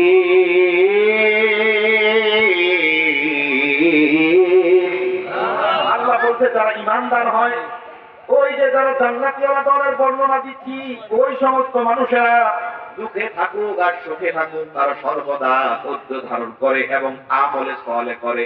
এই জন্য আল্লাহ বলছে তাদেরকে আমি ক্ষমা করে দেব এবং বড় বড় সম্মানী জায়গায় তাদেরকে আমি প্রতিষ্ঠিত করব। আমার বন্ধুগণ, তাহলে বাস্তবতার সাথে মিলান। 15 বছর 16 বছর যে কথাগুলো বলছিলাম, কোন দল এ দেশের জমিনে দাঁড়ায়া স্পষ্ট কথা বলার সাহস, অধিকার একটা সময় হারায় ফেলছিল। ঠিক কাউকে দাঁড়ানোর সুযোগ দেওয়া যায় না। যদি জয় বাংলা বলতে চান সব ঠিক, জয় বাংলার বিপরীতে গেলে লাঠি। ঠিক আমি একদিন এক লোকাল বাসে করে এক জায়গায় যাচ্ছি, এখন ওই তো গাড়ির ভিতরে মানুষের তো আরো আছে, দুনিয়ার কথা পাই কিনা, এই সিটলা কথা চলছে দুজন। এখন মাঝখানে কথার উত্তর না দিলে হয় না, যদি কথা মিস্টেক যায় আর আমার যদি জানা থাকে বলার দরকার আছে। আমি যেটা করবো এটা তো স্পষ্ট কথা নাকি মিথ্যা কথা? দাদা ভাই, সত্য কথা যখন বলতে গেছি, পিছনে সিভিল একজন পুলিশের ভাই আছে, লম্বা চুলের কাটিং দেখে বুঝে আসছি এটা কোন দলে। আমাকে বলে, হুজুর কিছু মনে করবেন না, আমার একটু কমায় দেন, নাইলে রাইতে ঘুম হয়ে যাবে। কথা কি বুঝেন নাই? ঠিক এই এই এই অবস্থাটা 15-16 বছরে ছিল কিনা বলেন? কিন্তু আমার বিশ্বাস এখন যারা প্রশাসনের ভাই আছে প্রত্যেকটা ইসলামের পক্ষে। ঠিক আর তারা আগে যারা ছিল তাদেরকে প্রত্যেকটাকে কন্ট্রোল করত ভারতের রয়ের গোষ্ঠী। ঠিক আর এই সমস্ত কিছুর মাস্টার মাইন্ড ছিল ভারতের নরেন্দ্র মোদী। ঠিক এই জন্য এই দেশ থেকে আল্লাহু আকবার করলে ভারতের নরেন্দ্র মোদী দিল্লিতে ভূমিকম্প উঠে। আরে উঠবেই, তোমার ভারতের দিল্লিকে বাংলাদেশের ভূখণ্ডে পরিণত করার জন্য এই জাতি যা করা লাগে সব করবে। ঠিক কিনা বলে? যদি আমার দেশের সীমানা বন্ধ মুছে দিতে কেউ চায়, যদি আমার মাটির ধন সম্পদ লুটে নিতে কেউ চায়, যদি আমার সাগরে আমার পাহাড়ে ভেড়াইলো ভেড়চুক, আমি প্রতিবাদে চলে উঠবই, তবে যা হবার তাই হোক। এই শান্ত সবুজ পতাকায় যদি পরে শকুনের থাবা, সত্য ভারত জাতি নিয়ে ফের খেলে যদি কেউ দাবা, কোটি মানুষের প্রাণের কুটিরে আগ্রাসনের হাত যদি কেউ বাড়ায়, তবে আবার যুদ্ধ হবে, আবার যুদ্ধ হবে, আবার যুদ্ধ হবে, আবার যুদ্ধ হবে, আবার যুদ্ধ হবে। চল চল চল ঊর্ধ্ব গগনে বাজে মাদল, নিম্নে উতলা ধরণী তল, অরুণ তাদের তরুণ দল, চললে চললে চল। তরুণদের দরকার আছে না নাই? তরুণরা এখানে কে কে আছে হাতগুলো দেখতেছে। ওয়াজ আপনাদের আছে, একটু অপেক্ষা করে। নতুন বউ, সুন্দর বউ দেওয়ার জন্য যা লাগাইছে দিয়ে যাবো। লিল্লাহি তাকবীর। একটু অপেক্ষা করে চলবে, কিছুক্ষণ চলবে, তারপরে আমরা শেষের দিকে চলে যাবো। আমার বন্ধুগণ, তাহলে আমি বলছিলাম কেউ দাঁড়াতে পারে নাই, আল্লাহ রাব্বুল আলামিন কোন আন্দোলনের মুখে 14 গোষ্ঠীকে দিল্লিতে পাঠায়া এই দেশের জমিনকে উন্মুক্ত করে দিল। একটা দল সেজদায় পড়ে গেল আল্লাহু আকবার বলে, যার যার ঘরের দরজাগুলো খুলেছে আল্লাহু আকবার বলে আল্লাহর প্রশংসা আদায় করে। আর কিছু কিছু দল এমন মাতোয়ারা হয়ে গেছে, তারা যেন কি করবে আর কি না করবে এই চিন্তায় ব্যতিগ্রস্ত, আল্লাহর দ্বীনকে ভুলে গেছে। এজন্য আল্লাহ বলছে, জান্নাতের দলের মানুষ জাহান্নামের দলের মানুষকে তুমি বোঝো তোমার স্কিল দিয়া। স্কিলটা কি? স্কিলটা কি? কোরআন দিয়ে তুমি নিজেই মেপে নাও তোমার অবস্থাটা কি। থার্মোমিটার দিয়ে জ্বর মাপা যায়, ব্লাড প্রেসারের মেশিন দিয়ে ব্লাড প্রেসার মাপা যায়, ডায়াবেটিস মাপা যায়, সব মাপা যায়। মানুষের ঈমান মাপা যায় কি দিয়া? আরো জোরে বলেন। কোরআন দিয়ে মানুষের ঈমান মাপা যায়। তাহলে মানুষ যখন আল্লাহ তাকে উন্মুক্ত করে দেয় তখন উৎফুল্ল অহংকারী হয়ে যায়। এটা হলো এক শ্রেণীর মানুষ। আর যারা ঈমানদার হয় তারা যখন বিপদে ছিল ধৈর্য ধারণ করেছে 8 বছর আয়না ঘরে, ধৈর্য ধারণ করেছে 3 বছর কারাগারে। আরে আমাদের আমির হামজা ভাই 3টা বছর বিনা অপরাধে কারাগারে দিছে না নাই? আমাদের রফিকুল ইসলাম মাদানী ভাই বলছে 2 হাত চেওড়া 2 ফিট বাই 4 ফিট একটা ঘরে আমাকে রাখা হয়েছিল, উলঙ্গ অবস্থা আমাকে পিটানো হয়েছিল। আমাকে নামাজ পড়তে যখন দেওয়া হয় তখন ওই ছোট্ট ঘরটাতে সেজদা ঠিক মতো করতে পারতাম না, হাতগুলো দেওয়ালে কষা লাগতো। এমন অবস্থায় এদেরকে রাখা হয়েছে। তারপরের জন্য ঈমান হৃদয় থেকে সরাতে পারে না। ঈমানদার যারা হয়, আমরা যদি মামুনুল হকের কথাও বলি হাফিজাহুল্লাহ, তার বক্তব্য তাকে যখন 3 দিন 4 দিন খাওয়া দাওয়া হতো না, বলা হতো রক্ত বেশি গরম, জাতিকে উদ্বুদ্ধ করো আমাদের বিপক্ষে, ভারতের বিপক্ষে তোমার রক্ত ঠান্ডা করার যা লাগে করবো। 3 দিন 4 দিন খাবার বন্ধ, পিছনে ডাক্তার ভিড় করে দেওয়া হয়েছে। ডাক্তারকে বলা হয়েছে যেদিন দেখবা মরু অবস্থায় খাওয়া দেবে, এর আগে কোনো খাওয়া নেই। যেদিন সর্বশেষ আর বাঁচবে না, শরীর খারাপ, ডাক্তার বলছে এখন খাবার দেন, বাঁচতো না। খাবার দেওয়া হয়েছে। আল্লামা মামুনুল হক হাফিজাহুল্লাহ বলেন, আমাকে যখন খাবার দিল আমি তাকায় দেখলাম পচা ভাতের সাথে শিওরের মাংস দেওয়া হয়েছে। আমি চক্ষু 2টা উপর দিকে দিলাম, আল্লাহকে হৃদয় থেকে বলার চেষ্টা করলাম, আল্লাহ মামুনুল হকের জীবন দিয়েছো কয়টা? একটা মাত্র মামুনুল হক জীবন দিয়েছো একটা। এই তেজেই জালিমরা সইতে পারছে না, আর এই জালিমরা আমাকে মৃত্যুর মুখোমুখি দাঁড় করিয়ে আমার জীবন যেন সহজেই চলে যায়, এটা তারা চেষ্টা চালাচ্ছে। আল্লাহ গো, আমি তোমাকে হৃদয় থেকে বলতে চাই, এই মামুনুল হকের একটা জীবন কেন, 100 বার যদি মামুনুল হকের জীবন দেওয়া হয়, আমি 100 বারই তোমার দ্বীনের জন্য জীবন দিতে প্রস্তুত আছি। তাও জালিমের কাছে মাথা নত করতে রাজি নাই। ঈমানের দাবি যদি কুরবানি হয়, সে দাবি পূরণে আমি তৈরি থাকি যেন। ও গো দয়াময় আমার প্রভু দয়াময়।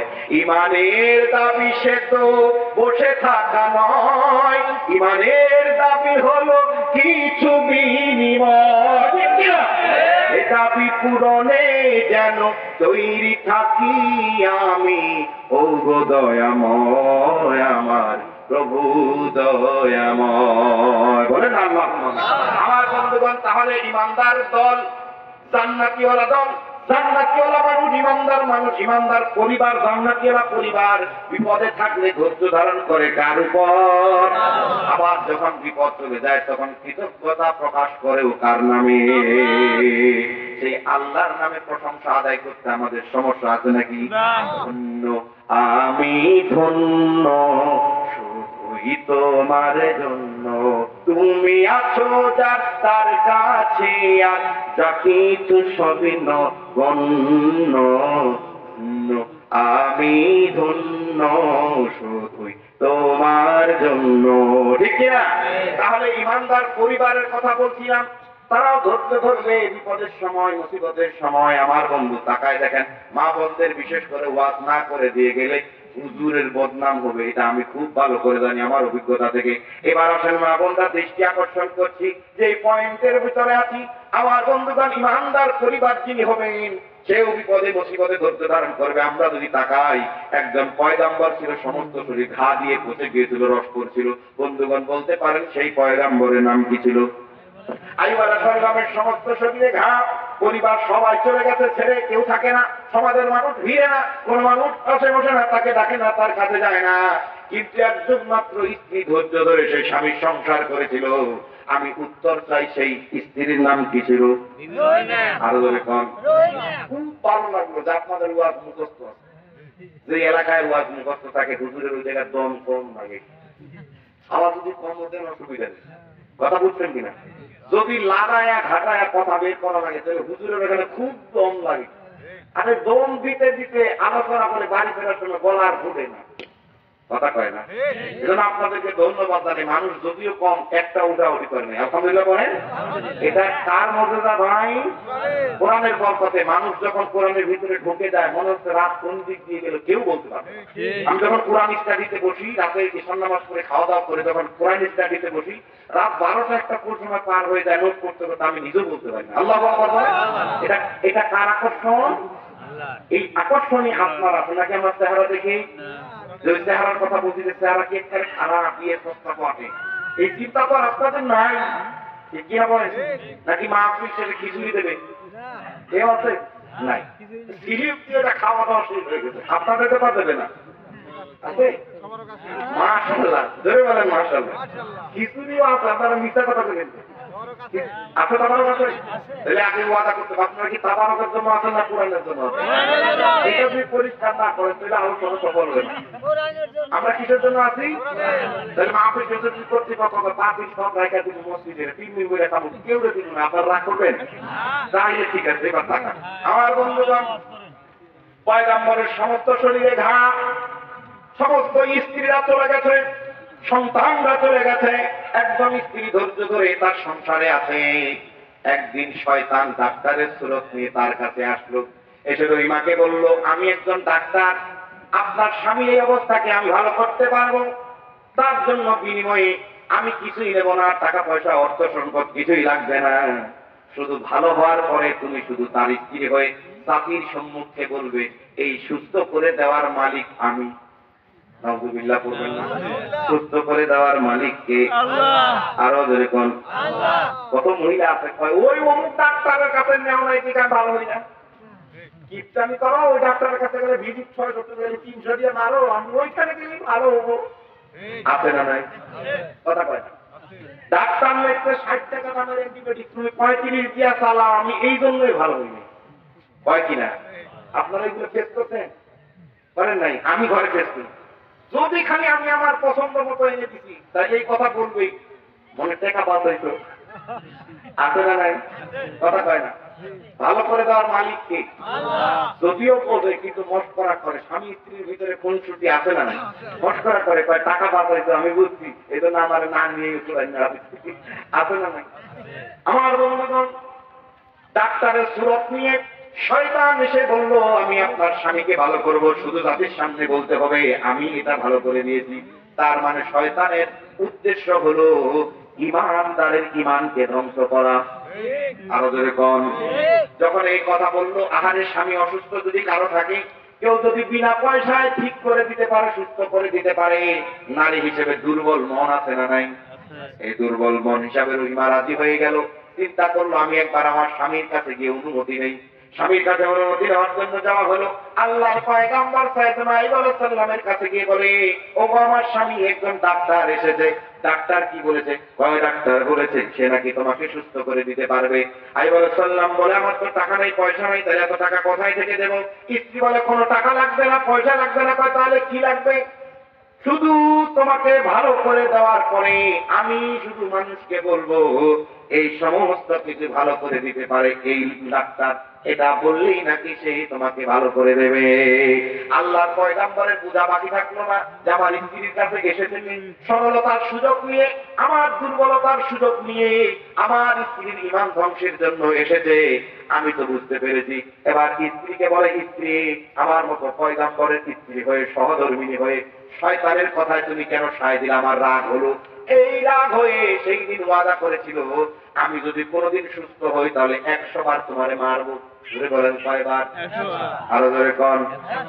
কে ওয়াদা করতে? আল্লাহর পয়গম্বর ওয়াদা করতে, সুস্থ হয়ে উঠলে তোমাকে আমি রহিমা, তোমাকে আমি 100 বার মারবো। কয়বার? আর ধরে কোন আপনি একবার বলে দেখেন, পরের দিনে থাকতো না, আমার বাপের কম আছে রে, তোমার ঘর করা লাগবে, কথা কয় না? 100 বার মার ভাই তখন ওই দেখেন আপনার মার লাগবে না, 2 দিন পর নাই। আপনি তখন শ্বশুর বাড়ির দরজার পাশে গিয়ে বইয়া থাকবেন, শ্বশুর দেব কি জামাই আপনার মায়ের দেন, কথা কয় না? আমার বন্ধুগণ, স্ত্রীকে বলা হলো আমি যখন সুস্থ হয়ে উঠবো 100 বার তোমাকে আঘাত করবো, ওয়াদা করলাম, আমার খুব রাগ হচ্ছে। স্ত্রী তাও ধৈর্য সহকারে স্বামীর ঘরে থাকলো। যখন আল্লাহর হুকুমে সুস্থ হয়ে উঠলেন, এবার ওয়াদা রক্ষা করা লাগবে কি লাগবে না? কথা কয় না? ওয়াদা রক্ষা করা লাগে না? ওয়াদা রক্ষা না করলে কাফারা দিতে হবে। এখন ওয়াদা রক্ষা করবে, সেই সময় তার রাগ নাই, রাগ তো ভালো হয়ে গেছে। এখন স্ত্রীর প্রতি মহব্বত আছে না নাই? প্রেম ভালোবাসা আছে না নাই? তুমি যেখানে আমি সেখানে, জান্নাতে থাকলে আমিও জান্নাতে। এই গান শোনাবেন ঘরে এসে, পারবেন কিনা? মুরব্বীদের শোনানো লাগবে না, আপনাদের দাঁত হয়নি গান শোনাবেন। যারা একটু বয়স আছে স্ত্রীকে প্রতিদিন দেখে যেমনি পারেন সুরদা আছে, মিষ্টি কথা বলতে রাজি আছি না নাই? আর বলে কম, আপনার একদিনের মিষ্টি কথা আপনার স্ত্রী 1 বছর আপনার সাথে ঘর করার মনোবল তৈরি করতে সক্ষম। আর বলে আমার বন্ধুগণ, মিষ্টি কথা এখানে না, বয়স আমি 40-45, সমস্ত মিষ্টি কথা খালি মেসেঞ্জারে ওই যে যার সাথে লিঙ্ক, কথা বলে জান কি কয়, জানু কে এসো, কোন থেকে আমি তো খাই না, আস্থা লক্ষ্মী সোনা খেয়ে নাও, কথা কয় না? স্ত্রী কয় আমি যে ঘরে তোর খালি কেনা খাই না, ঠিক কিনা? আমার বন্ধুরা স্ত্রীকে মহব্বতের কথা বলবেন, হাসি মুখে কথা বলবেন, প্রেম প্রীতি ভালোবাসার কথা বলবেন। স্ত্রী আপনাকে বেশি ভালোবাসবে, আপনার সাথে জীবন চলে গেলেও ঘর কোনোদিন বিচ্ছিন্ন করবে না। এবার ওয়াদা রক্ষা করতে হবে। স্ত্রীর প্রতি মহব্বত লাগে, রাগ তো মাথায় নেই, করবে কি? আল্লাহ রাব্বুল আলামিন পয়গম্বরকে বললেন, পয়গম্বর তুমি যে ওয়াদা করছো সেটাও তো পালন করতে হবে। আবার তোমার স্ত্রীর প্রতিও মহব্বত আছে, তাহলে বুদ্ধি হলো একটা, তুমি 1 মুষ্টি তৃণলতা নাও, কোরআনে আছে 1 মুষ্টি তৃণলতা মানে ঘাস নাও, এটাকেই তুমি লাঠি মনে করে তোমার স্ত্রীর গায়ে 100 বার আঘাত করে নাও, তাতে তোমার ওয়াদাও রক্ষা হবে, আর তোমার স্ত্রীও কোনোদিন আঘাত পাবে না। চিল্লায় বলেন সুবহানাল্লাহ। এই বুদ্ধি দিলেন কে? আমার বন্ধুগণ, মা বোনরা শুনেন, আমি তার দিকে দৃষ্টি দিলাম এই জন্য, আমি বলছিলাম যারা ইমানদার দলের হবে, ইমানদার মানুষ হবে, ইমানদার পরিবার হবে, তারা বিপদে মুসিবতে ধৈর্য ধারণ করবে কার উপর? আবার যখন দুঃখ চলে যাবে তখন কৃতজ্ঞতা প্রকাশ করবে, সেজদায় পড়ে যাবে কার কাছে? আমি ক্লান্ত যখন পাপের ভারে ডুব দিয়ে রই ঘোর আধারে, অন্তরে হয় কত, অন্তরে হয় কত, যেন তোমায় ডাকি যায় না মাঝে। আল্লাহু আকবার। আমার বন্ধুগণ, ইমানদাররা কৃতজ্ঞতা প্রকাশ করে ভালো হয়ে গেলে আল্লাহর উপর। এই জন্য আমরা ইমানদার হতে চাই। আমরা কি হতে চাই? ইমানদার হতে চাই। সর্বশেষ আলোচনার দিকে গেছি আমার বন্ধুগণ, আমরা প্রত্যেকেই কারো না কারো বাবা মা, আমাদের সন্তান আছে। আবার আমরা যারা সন্তান, এক সময় আমরা বাবা মা হবো কিনা? বক্তারা কথা বলেছে আমার পূর্বে, তারা বলেছে ওয়াকাদা রাব্বুকা আল্লা তা'বুদু ইল্লা ইয়্যাহু ওয়া বিল ওয়ালিদাইনি ইহসানা। কার কথা? আল্লাহ আমাদেরকে আদেশ দিয়েছে আল্লাহর ইবাদত করবা, এরপর পিতা মাতার খেদমত করবা, সৎ আচরণ করবা। বন্ধু হয়ে আবু হুরায়রা রাদিয়াল্লাহু তাআলা হাদিস বর্ণনাকারী সাহাবীদের মধ্যে অন্যতম একজন সাহাবী, তার জীবনী পড়তে গিয়ে আমি দেখেছি তিনি যখন দিনের দায়িত্ব পালন করতেন, এক জায়গায় স্থলাভিষিক্ত ছিলেন, তার বৃদ্ধমা এক জায়গায় থাকতো, সে এক জায়গায় দিনের দায়িত্ব পালন করতেন। আমার বন্ধুগণ, প্রত্যেকটা দিন যখন দিনের কাজের জন্য কোথাও যেতেন, সর্বপ্রথম বৃদ্ধমায়ের দরজার সামনে গিয়া মাকে সালাম দিতেন, আসসালামু আলাইকুম ওয়া রাহমাতুল্লাহ। সুবহানাল্লাহ। আজকে যুবক ভাইদেরকে ওয়াজ করছি, এবার আপনারা আমার দিকে তাকান, এতক্ষণ ধরে ধৈর্য সহকারে আছেন। সর্বশেষ আপনি বিসিএস ক্যাডার যেন হন, সুন্দর একটা বউ যেন পান, আপনার জীবনে ভালো চাকরি হবে, পরীক্ষায় ভালো রেজাল্ট করবেন। এইটা যুবক ভাইরা যদি চান তাহলে হাতগুলো লিল্লাহে তাকবীর, আল্লাহু আকবার। জি, আল্লাহু আকবার। হাতগুলো নামান, প্রত্যেকে কবুল করে। এবার আপনাদের ডিরেকশন দিচ্ছি, খুব ভালো করে কান লাগান। প্রত্যেকটা রেজাল্ট ভালো হবে, বিসিএস ক্যাডার হবে, ভালো ইঞ্জিনিয়ার হবে, বাসে রডের বদলে বাস দেবে না, সব ভালো ভালো জেনে তুমি চাই কিনা? তাহলে কান লাগান, মা বোনরাও কান লাগান। বৃদ্ধ মা ঘরের ভিতরে থাকে, দিনের কাজের জন্য যখন বের হতেন আবু হুরায়রা রাদিয়াল্লাহু তাআলা আনহু মায়ের দরজার সামনে গিয়ে সালাম দিতেন। আজকে আপনাদেরকে আমি এখান থেকে শিক্ষা দিতে চাই, আজকের পর থেকে যুবক ভাইরা বাবা মাকে সালাম দিতে রাজি আছি না নাই? আরো ধরে কন। বলতে পারেন হুজুর কোনোদিন সালাম দেই না, আমার শরম লাগে। কোনো শরম নাই, কোনো শরম নাই। আজকের পর থেকে বাবা মাকে দরজায় দাঁড়ানোর সাথে অথবা ফোন করে কথা বললে সালাম দিতে রাজি আছি না নাই? আল্লাহ আমাদেরকে কবুল করুন। আমি যেখানে বলেই দিলাম, বাবাও জানলো মাও জানলো যে সন্তান এখন সালাম দেবে, তাহলে আপনার শরমের দরকার আছে? সালাম দেবে। আমার বন্ধু সালাম দিতেন, আবার কাজ থেকে ফিরে এসে আবার সালাম দিতেন। এই আমলটা প্রত্যেকদিন করতেন।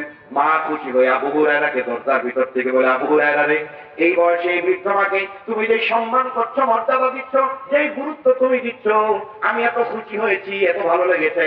আমি দোয়া করি গোটা বিশ্বে যেন তুমি আবু হুরায়রাকে আল্লাহ রাব্বুল আলামিন সম্মানিত করে দেয়। আজকে হাদিস বর্ণনা করতে গেলে এই সাহাবীর নাম না নিয়ে হাদিস বর্ণনা হয় না।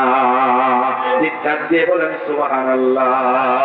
যে মা আমায় ছোট্ট থেকে মায়ার জালে বন্দি রেখে করেছে পালন, হে প্রভু তুমিও তারে তোমার আরো ছায়া নিরে করিও লালন, মাকে করিও লালন। বলেন না আমি বাড়ির পাশের ছোট্ট ঘরের পাই না রে খবর, যেথায় আমার মা জননী,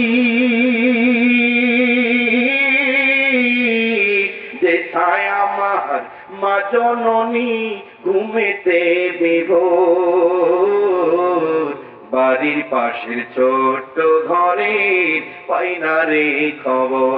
আমাদের মা কবরে আছে না নাই? বাবা কবরে আছে না নাই? মা গো তোমার মতন লয় না কেহ আমায় বুকে টানে, আচল দিয়া মুছে না কে,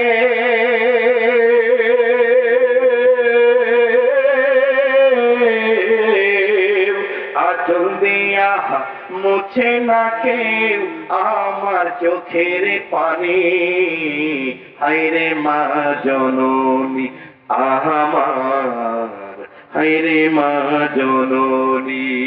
আমাদের প্রত্যেকটা মাকে জান্নাতের উঁচু মাকাম দান করুন, আরো জোরে বলেন আমিন। বাবাকে বাদ দেওয়া যাবে না। আমি যখন এই মায়ের ওয়াজ করি সাথে সাথে বাবাকে সেট করে দেই।